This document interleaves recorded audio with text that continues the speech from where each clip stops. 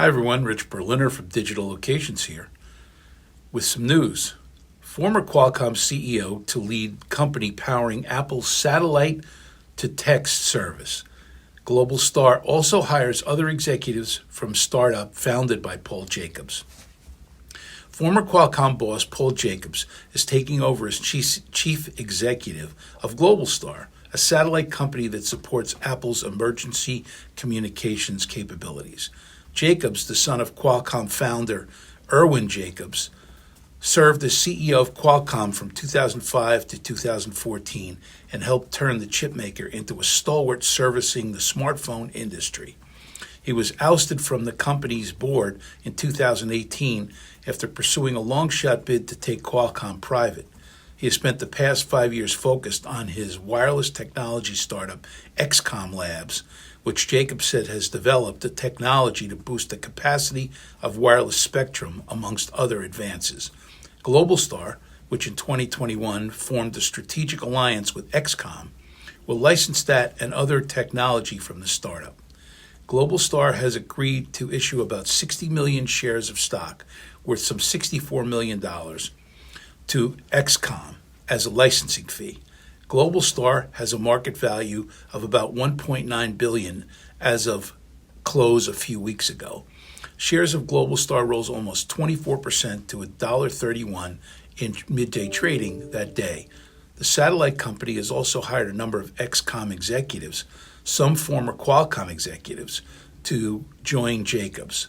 Some of the XCOM executives contributed years ago to the development of the original Globalstar system through their work at Qualcomm, said Jay Monroe, who had been Globalstar chairman since 2004 when his private equity firm bought the company out of bankruptcy. The combination of Globalstar Spectrum Holdings and its satellite fleet, along with XCOM's capacity-boosting technology, will help the company gain ground in powering private wireless networks for mission-critical applications, Jacobs said. That is like having another piece of the differentiation puzzle, said Jacobs. Jacobs said he took the Globalstar job because it looked like a good cultural fit, and adding that running a mid-sized company was appealing. Jacobs, who also joins Globalstar's board, succeeds David Kagan, the company's chief executive, in 2018. Jacobs has a doctorate in electrical engineering and computer science and has over 80 U.S. patents in the field of wireless technology and devices.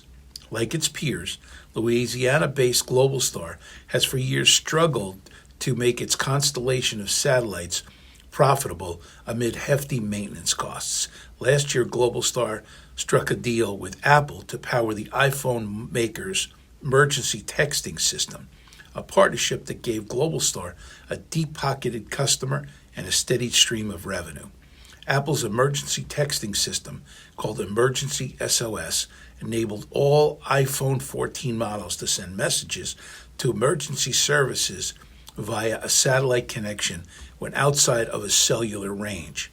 Apple said it would invest some $450 million in infrastructure for its emergency satellite service, with most of that going to Globalstar to upgrade aging satellites.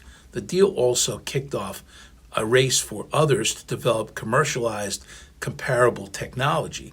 Globalstar executives, though, have for years been searching for ways to generate revenue from the company's spectrum rights by serving the on-the-ground private networks.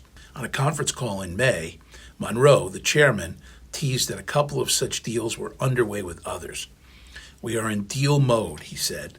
Fleets of satellites in near-Earth orbit can provide mobile phone users with basic service options when they are out of reach of cell phone towers, companies and executives say. The expensive satellite links are unlikely to soon replace the data-rich internet connections offered by cellular networks on the ground, but with enough improvement, they could help fill gaps. Globalstar and Apple aren't alone in pursuing the technology. Direct-to-satellite mobile communications have attracted new entrants and fresh capital in recent years. Elon Musk's SpaceX is working with cell carrier T-Mobile to test the technology, while AT&T is working with AST Space Mobile. Jacob's former company, Qualcomm, is also working with Iridium to bring satellite texting to Android devices. Despite a handful of high-profile deals in space, industry executives have said it would take years for satellite texting technology to expand beyond emergency services or generate meaningful revenue.